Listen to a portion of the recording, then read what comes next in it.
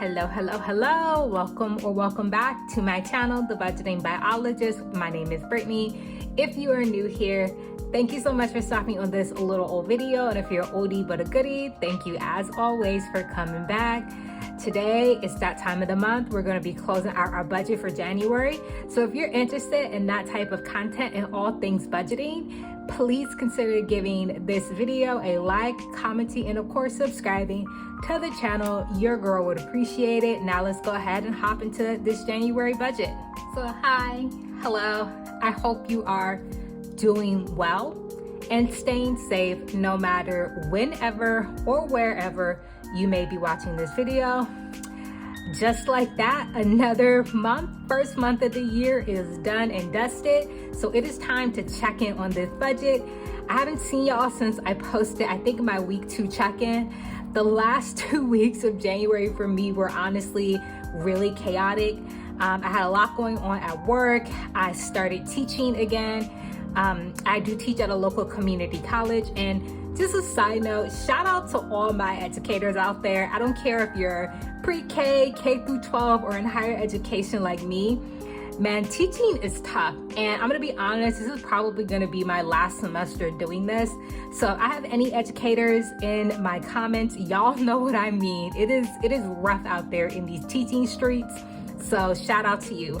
But anyways, so I started teaching, had a bunch going on at my main job. It's just been very chaotic. So I am happy to be back today, closing out my budget for January. So let's hop into it.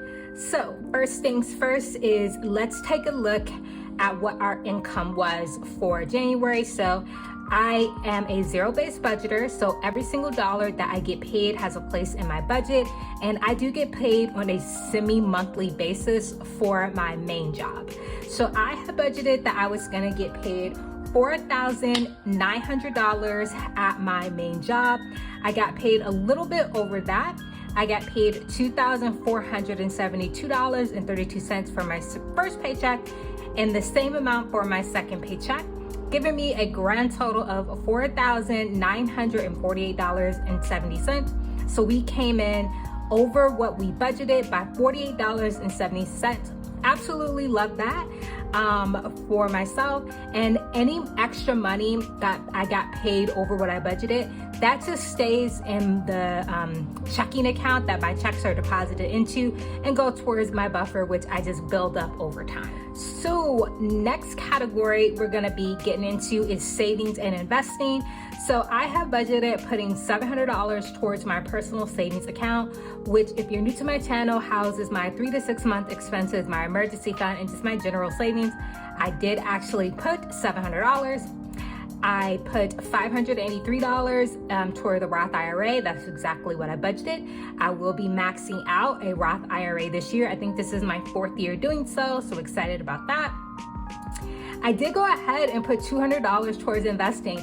This was one of my financial goals this year, was to put more money towards investing, and I did do that.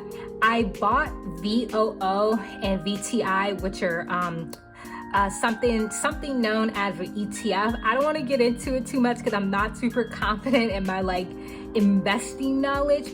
But if you know what VOO and VTI are, you'll know exactly what I'm referring to. And that's what I purchased with my investing funds this month. And then I did go ahead and put $100 towards my one sinking fund. I don't do sinking funds on my channel or part of my budgeting. I've tried on and off in the past and they just don't really work for me. So I do still have one, which is for my car insurance, and that's essentially a way for me to save up for my next 6-month premium, and then I pay it in full. And I did put the full $100 towards that, which means I budgeted $1,583 going towards savings and investing. And what we actually put away was $1,583. So now that we have taken care of our income and our savings and investing, now let's get into the fun part, the money that we actually spent this month. So starting off with mortgage, I have budgeted $1,529 going towards my portion of the mortgage. I put $1,528.22, which means we had left over 78 cents. And then anything you see here highlighted in yellow, that is a cost that I do share with my partner. Water, I budgeted $50. I put $50 into our joint account so we don't have anything left over. Electric, I budgeted $100. Our electric bill was only, 39 times 2? $78. Now let me explain why my electric bill is so low. So we do budget billing, so that's where your electric bill is spread out in equal payments over the year. Well, we just bought the house that I'm currently living in March 2024. So therefore, the months before we lived here, there was no electricity being used, but that is factored into our current payments right now, basically kind of dragging down how much we're paying in the budget bill. Now, of course, we do expect our electric bill to go up by a lot in 2024 once we've been living here for a full year. So so that is why my electric bill is so low. But I do put the full $100 in the joint account. So I put $100, my partner puts $100. So we should have a decent amount of money built up in that joint account to take care of those more expensive electricity payments that we're expecting in 2024. And if we don't, we'll readjust. But for at least January 2024, I'm very blessed. My electricity bill was only $78. Divide that by 2, my portion was $39, which means I had $61 left over. And again, this money, and actually all the money, anything that's highlighted in yellow and any money left over just stays in that joint account. Netflix, I do pay for our Netflix subscription. I budgeted $17. This was $16.42, which means we have $58 left over. Fios, which is for our internet, I budgeted $60 for my portion. Wound up paying $55.15. I always do that, wind it up and wound up. Someone in the comments called me out for that a while ago, and I still make the mistake. So apologies, especially to the person that rightfully so called me out. But I wound up spending $55.15 on Fios, our internet, which means we had $4.85 left over. My cell phone bill was $37.70, which means we had 30 cents left over. And that actually should have a green highlight because we were in the green for that. So anything that's highlighted in green means that I had money left over. Apple, which for me is my Apple Music and iCloud storage, was $7.34.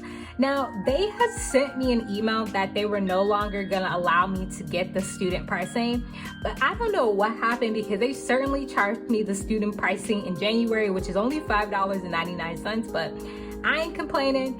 So I have $4.66 left over from that. If we total what I spent total on our fixed expenses, it comes down to $1,733.83, which means we are in the green for our fixed expenses by $72.17. I had budgeted $1,006, so we are in the green for our fixed expenses. And again, all of this money is either going to stay in the joint account that I share with my partner or my own personal checking account. It's just going to stay there. I'm not spending it or redistributing the money. Okay, y'all, so now let's go ahead and move on to the final but biggest category, my discretionary/variable expenses. The first one is going to be groceries. I have budgeted $240 for groceries. I spent $273.43, which means, unfortunately, for the first time in a long time, I am in the negative for groceries by $33.43. So January is a very unusual month for me. It's my birthday, my partner's birthday, and my mom's birthday. On top of that, here in the DC area, it snowed quite a bit in the month of January, like the first real snow we've gotten in years.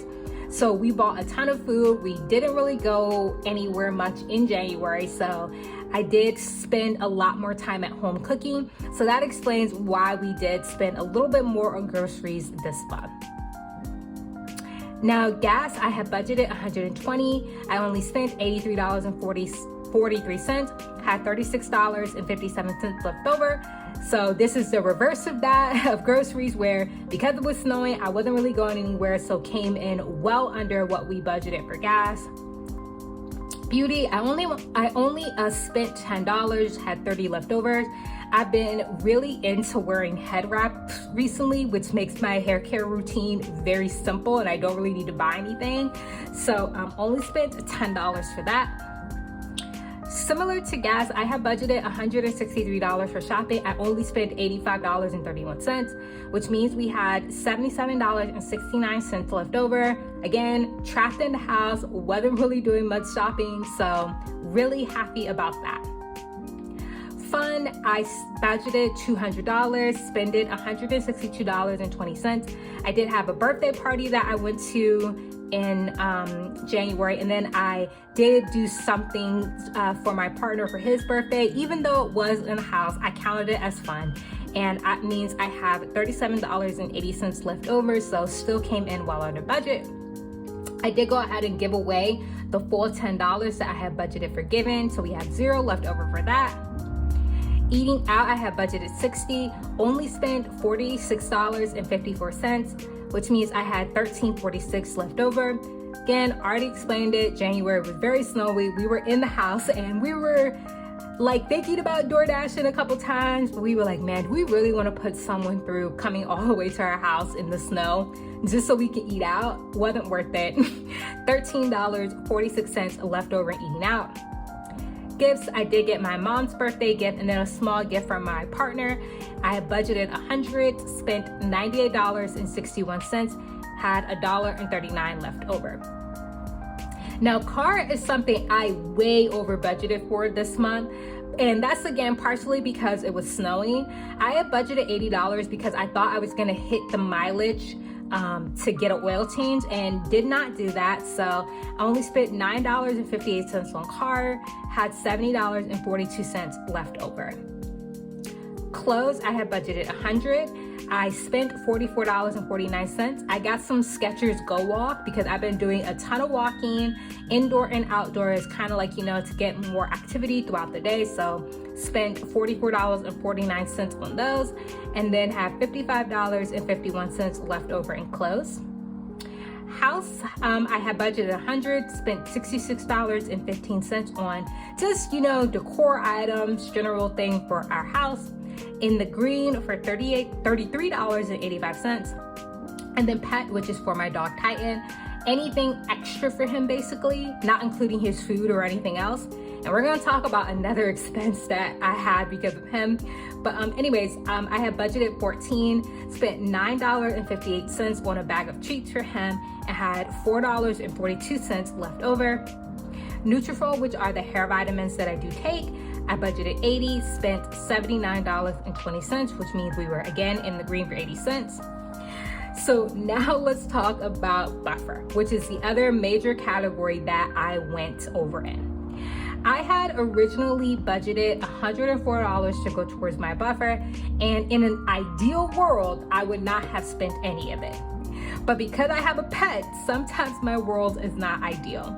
So my dog, he had a vet appointment, and normally it's not that expensive.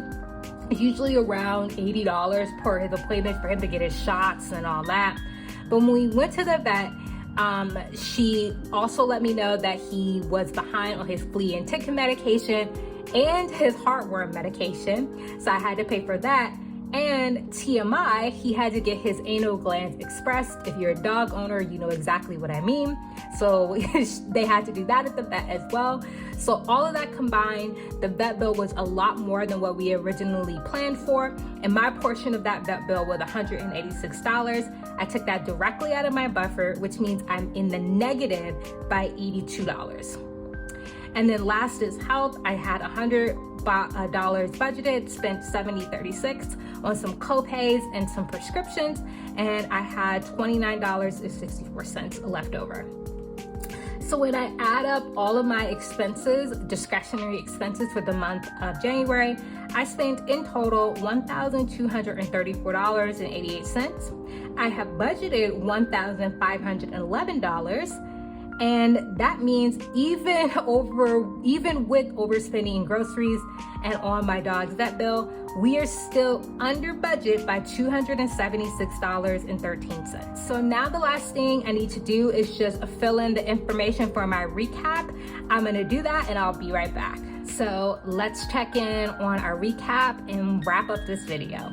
So for our income, we actually were paid $4,948.70. That's over what we had originally anticipated by $48.70.